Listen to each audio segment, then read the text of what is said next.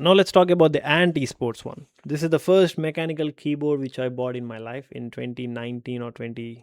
This is classic blue switches. Let me pull out a keycap just to show you.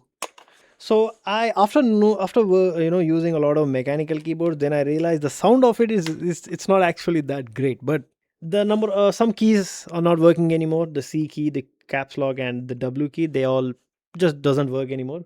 But I normally have this when some kid comes to the home and they want to bang on the keyboard. I'll just give this to them and they can